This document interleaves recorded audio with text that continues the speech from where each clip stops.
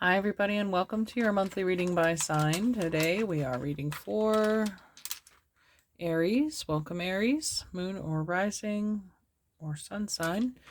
Check them all out for a more complete view of the month. Let's see what's going on in your world for November. We did have Saturn station direct, and that was November 3rd. We have the new moon November 13th, and that means sun and moon and actually Mars, your ruler, are conjunct on the 13th. We also have a full moon on the 27th where the sun and Mars are still conjunct at 10 degrees Taurus will be where the moon is. So, and did I mention the new moon's at 26 Libra? So that's opposite you. Anything late degrees in Aries may be opposed by this new moon.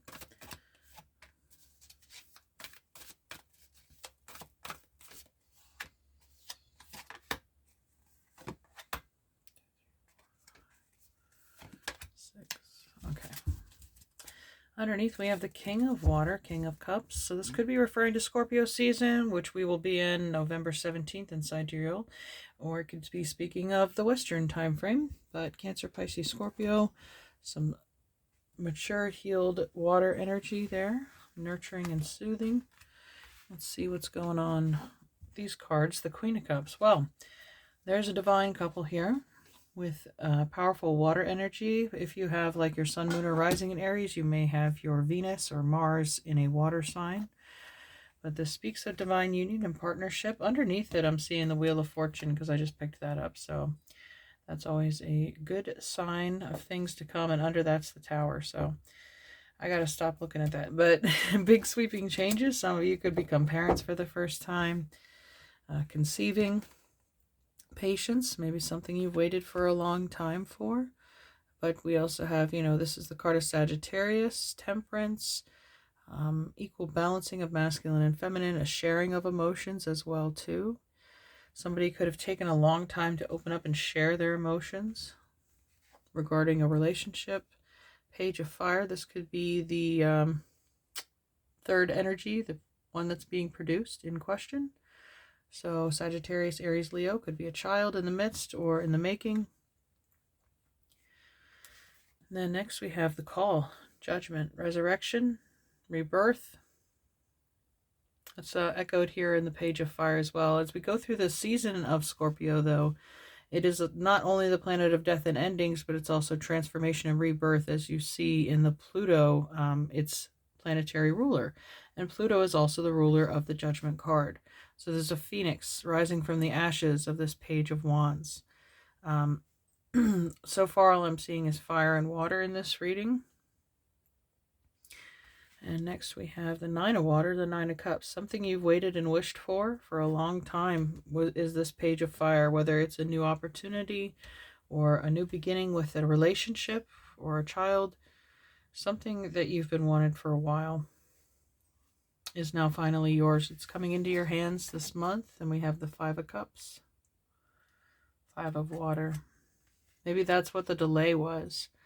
There was some healing that had to be done here with the King of Wands. If there were past disappointments, there was maybe a fear that was generated because of that. That had to be healed and released before this new partnership or concept could come into your life. There was something you had to let go of. Release, that which you thought was valuable to you is no longer as valuable to you. There's something better than what you previously had. But you're making something completely new, worth waiting for. Okay, because whatever it is going to heal that feeling of loss or lack. Take a look here.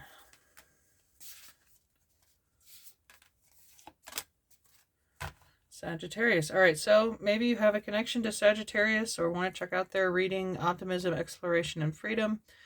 So definitely movement, wisdom gained.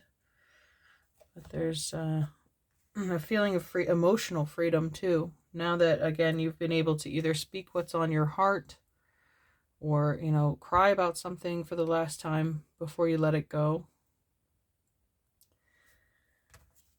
We have the house 1, individuality, self-image, and approach to life. Well, that's you.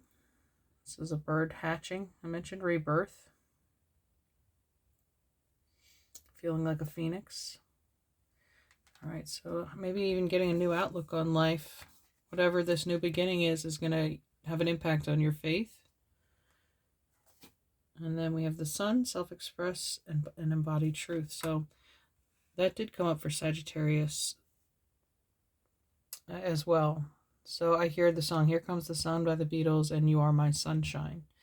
So somebody could see you as this bright light that they are drawn to.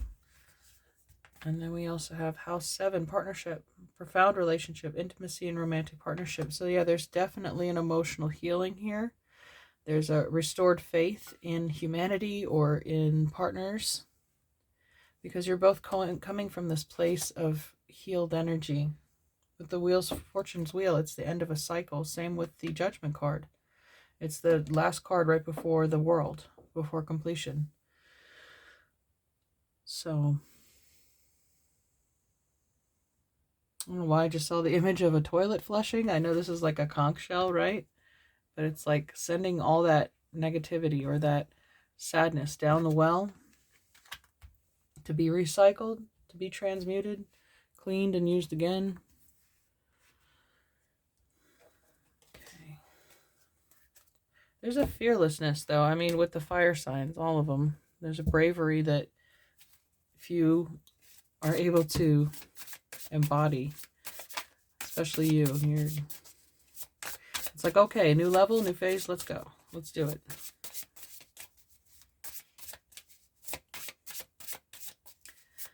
And here we go. And it feels a lot easier when it's coming again from a place of love rather than fear or lack or whatever was made normal for you in the past. Underneath we have connected. So it feels like this soul connection, a very binding connection that existed for many lifetimes. You can reincarnate with this person and you'll always find a way to each other. There's an unbreakable bond there. We have money.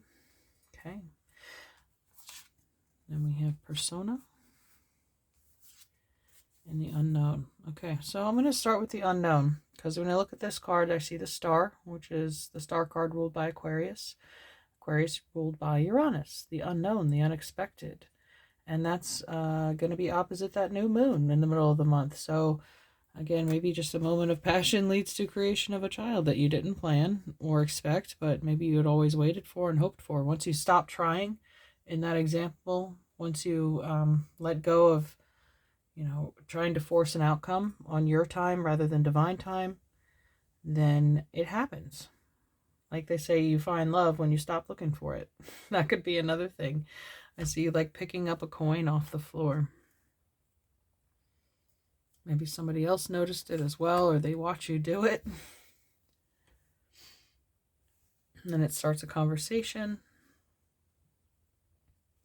But there's also just, it feels like money falling from the sky with the 9 of Cups here and the call, the judgment. Could even be, you know, somebody getting a financial payout from a decision. Somebody waiting to receive an inheritance. You know, the paperwork finally gets signed, it comes through. But this persona, again, that's what's being left behind, what's being flushed out. There's a whole new, with this archway, with this doorway, it's like this is uncharted territory. Whoever you are and wherever you are now. This new direction. It's like your timelines merged, the King and Queen of Water. And now you've created an entirely new path. Okay, let's check out your Queen of the Moon.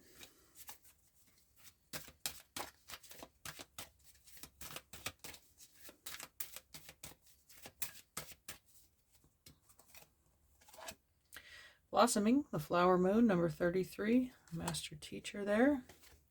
Money could be blossoming. We have acceptance, and accepting money, help, circumstance as they are. Sagittarius had that message of, releasing too, accepting what is, that you've made all the effort you can. At some point you have to let the divine do its half. Let it do its work. This divine spark between, yourself and the creator.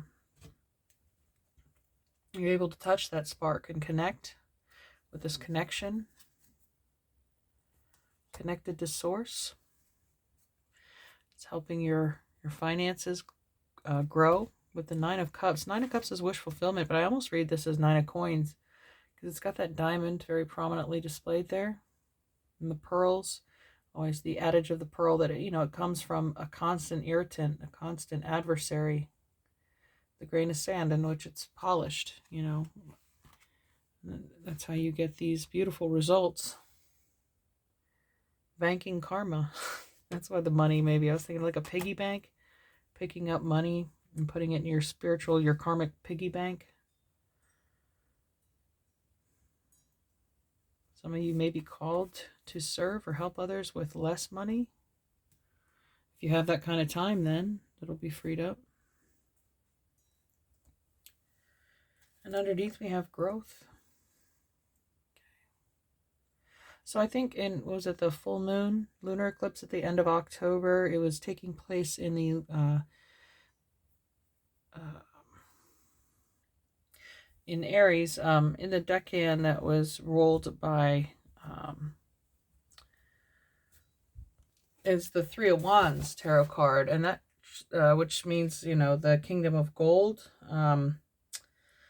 energy of the Sun and the Emperor. I feel that your reading is very much tied to Sagittarius or somebody with that energy, but it means new growth clothed in green, from conquest to governance, from achieving a goal to taking the next steps to expand it. And that resonates with the growth card there, because the Picatrix depicted this second decan of Aries between 10 and 20 degrees as a seedling, going from a seedling to a sapling.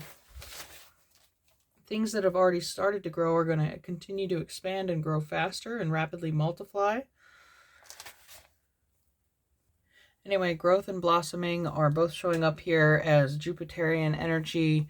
I think we're going to have Jupiter conjunct Uranus exactly on April 20th of 2024. So that's an expansion in your sign, because Uranus will be still in Aries in sidereal. You could see this great, things are just getting started right now, and they could come to a head by April of next year, around your birthday. Like a hatching, another one, like your first birthday all over again.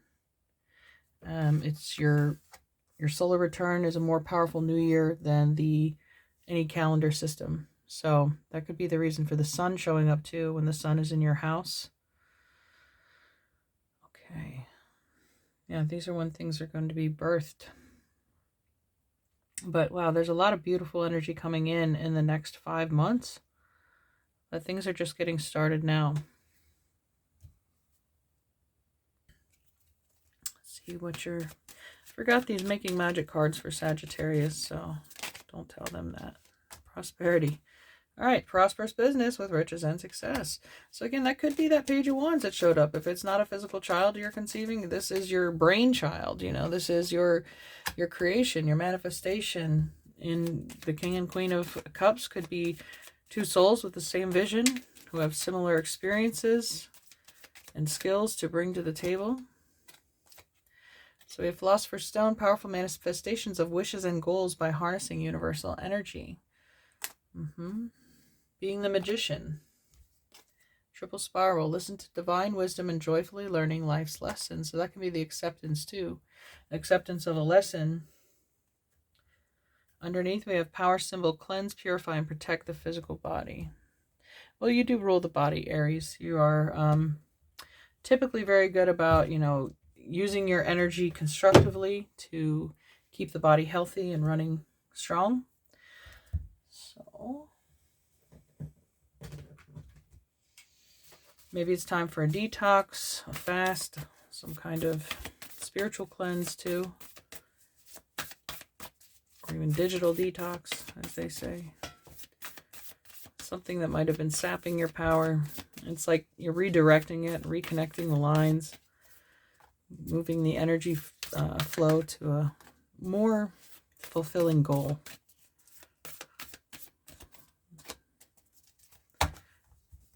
All right, we have Oracle. Wait for important information. That's the unknown, though. You know, that's the secret you're not allowed to hear yet. You have to wait. That's the Temperance. Patience showed up right here. Right? These good things take time to grow. And fruit, you can't eat an unripe fruit. It will not taste great. We have mountains. Stand your ground. Okay. Spirit Fox, trust your talents in changing times. Yeah, I felt like both of you have a skill, right? That's a marketable skill that you can turn into a money source or a personal business. Hermit, retreat and recharge. I mentioned, you know, saving your energy for yourself as opposed to wasting it on other people's issues or problems. You know, that might have to do with the power symbol, the cleansing and purifying. Protect your personal boundaries, your auric field. Find out where there's leaks. Plug them up. So your energy can be used more efficiently. Stand your ground makes me feel like boundaries too. Don't be afraid to say no this month to other people trying to get you to either go along with their plan or waste your time, money, or energy on, you know, what they want to do. Really listen to yourself. What do you want this month? What do you want for your body and your soul? Okay. Put this here. Check out your alchemy card for November. Aries.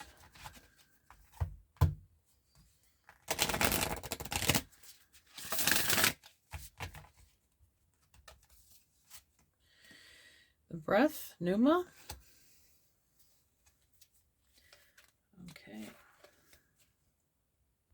Title is Inspiration, Presence, and Life Force. I'm thinking of, again, the Hermit breathing and meditation.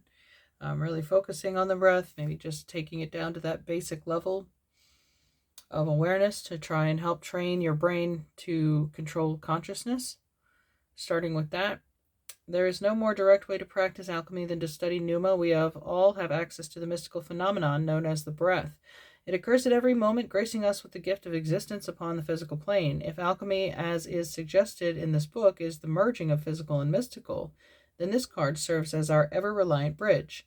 It is the magical within us, the expanding and generating life force that animates our life. This card may appear simple, but it is not. No matter how advanced you are in studying the breath, if you heed the message of this card, you will find it has more to teach. Bow to it at this very moment, and you will discover the work revitalizes itself.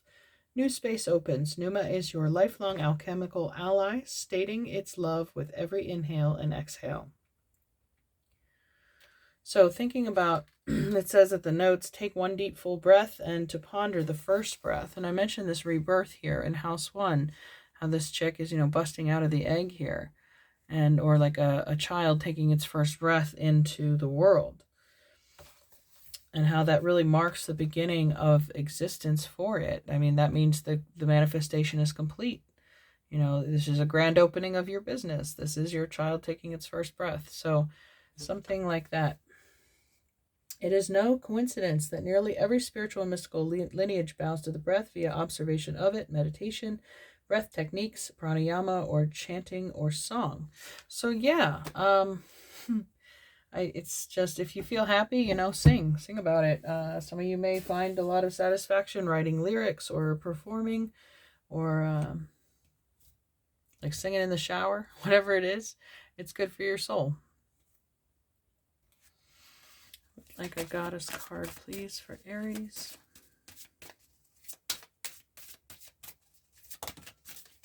Thank you.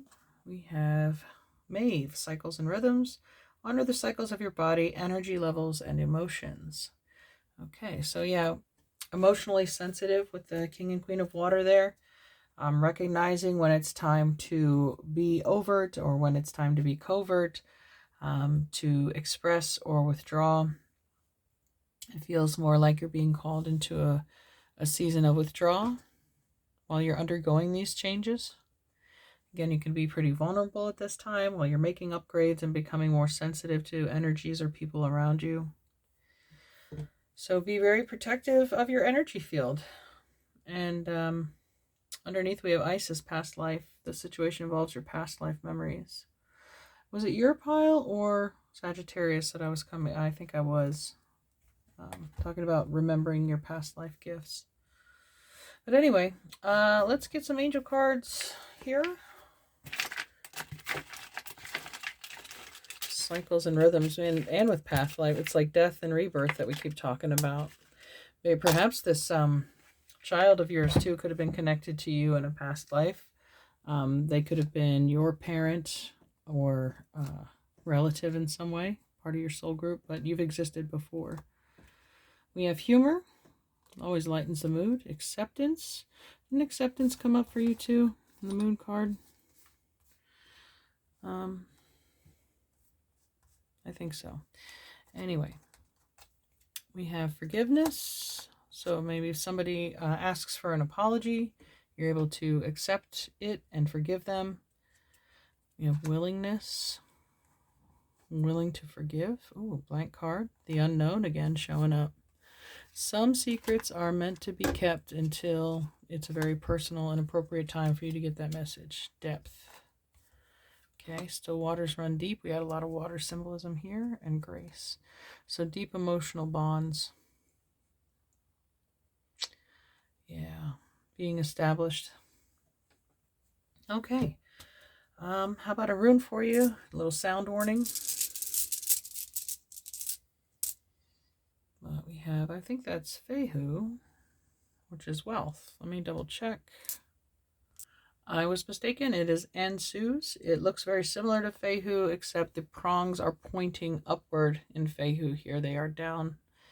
But the meaning is a god or mouth. And it even, the illustration they use here, it kind of looks like the hermit in his cloak and his hat and some crows. Ansuz Os is Odin's wisdom, communicating ecstasy. So that divine connection to God. Okay, so I was reading about this Ansu's rune, and I'm going to read the entirety of the description. It may take 5 minutes, but it's worth it in my mind, because it connects to this reading. It has to do with like this divine breath or breath of ecstasy, and it has to do with the air element, which we have coming out here in breath and pneuma. And I just did the Sagittarius reading, which had the Queen of Swords under the deck to start, and the theme of Mercury showing up as well. Now, I feel, and again, the ninth house is higher learning, philosophy, wisdom. You could, and they got the card Great Teacher. So you could be encountering a great teacher as well this month, Aries, in the form of a Sagittarius, or around that time in a couple months when the sun goes through there by the end of the year, early January. But anyway, so if you don't want to hear this, thank you for listening. If not, stay tuned. Okay, so agreement amongst the ancient interpretations of this rune has led to a general consensus among modern commentators that Ansuz has to do with communication in general, and Odin in particular. According to Thorson, Ansuz is the force of creation.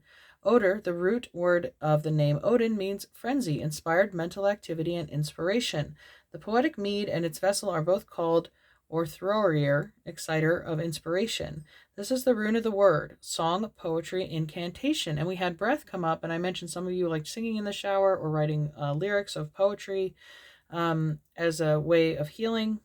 Osborne and Longland say that it governs the power of oratory, speech, and poetry, and Willis believes it is a rune of wisdom and knowledge, advice and teaching. Peterson feels Ansuz also indicates occult mastery and the sacrifices that entails. For Sibley, it is divine power of the divine plane, acting in the spiritual or psychic domains. Aswin states that this rune represents consciousness, intelligence, communication, and reason. The Asir represent the organizing intellectual force that balances the chaotic energies. It is a rune of the element of air, Odin's element, as the medium that carries sound, or even in its atmospheric aspects as wind and storm. Ansuz is also the energy of prana, identified by the Germanic school of rune magic as Odic force. Ansuz is the rune of the Aesir and of Odin, their chief, especially in his aspect as source of the inspired ecstasy of poetry. This inspiration was gained through the shamanic initiation referred to above, in which he hung on the world tree and won the runes of wisdom. Odin also bought a drink of wisdom from the well of Mimir by sacrificing his eye. He acquired the mead of poetry by shape changing and playing the part of the shamanic trickster, which sounds like Mercury to me. The story has certain suggestive features that recall the story of Taliesin and the Cauldron of Ceridwen, in which the hero also wins wisdom from the cauldron guarded by the goddess. In that case, the shape changing follows a drink instead of preceding it. In this aspect, Odin is certainly the god of mental powers, all those qualities associated with the element of air, with Mercury, and with the sphere of Hod and Kabbalah. As the High One, Odin gave the gift of spirit or breath. And here we have Numa, breath. His wisdom, however, is ecstatic rather than intellectual. Ecstatic wisdom. And to me, that feels like, seeing your manifestation come into fruition in your front of your eyes. Like, again, like watching your child being born. That would be, to me, like sounds like an ecstatic breath, laughing in such ecstasy and overwhelm of emotion, like you can't believe it, what you're seeing, but it's such a powerful, beautiful thing that you just have ecstatic wisdom. Assisting him are his ravens, Hugin, which is thought, and Munin, which is memory. When Odin travels the earth in disguise, he wears a broad-brimmed hat and a gray or blue cloak, and is fond of engaging the unwary in riddle games. Doesn't that sound like Gandalf from Lord of the Rings? I think maybe they knew a little bit of lore, Viking and Norse lore. Okay, in the Deluding of Gylfi, Odin lists alternative names and epithets that are used to refer to him in the literature. It is unclear whether the many names of the god developed because his true name had become too sacred for use, or as a result of an attempt to cover his aspects, or simply as an expression of his love of language. An important device in Norse and Anglo-Saxon poetry is the kenning, a description of the thing instead of its proper name, a metaphor, which expresses a rich universe of relationships and perceptions. To understand Ansuz is to tap into the meaning of language. In a reading, Ansuz often indicates mental or creative activity, in general and verbal in particular, wisdom, the need for it, also spiritual power as differentiated from physical, or action development on the spiritual plane. On the physical plane, however, it may relocate to problems with breathing or the lungs or the action of the wind. Aswin's interpretations for the practical reading are communication and transmission, or an indication of something with sources in the past. For a psychological profile, she just suggests that the rune would indicate higher sources of inspiration from within or without. In a relationship, it would have to do with communication between partners. In a negative position, Ansuz could mean a separation from one's true spirit, communications problems, or spiritual imbalance. When the rune appears in a spiritual context, it may have to do with inspiration, with ecstatic experience, or with the action of the god Odin himself in the life of the querent or the world. It carries the force of consciousness itself, expanding awareness through the spoken symbols of the runes.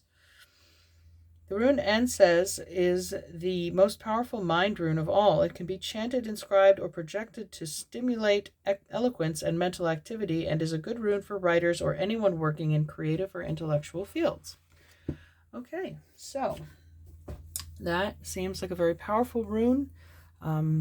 This mentally stimulated energy here.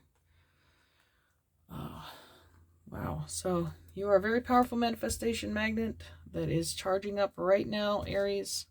And I just see by April, by your birthday, things are going to be phenomenal. I'm going to have to do a 2024 year ahead for all the signs. Should have time now that I'm settled. So thanks again for watching. Take care. We'll see you next time. Bye.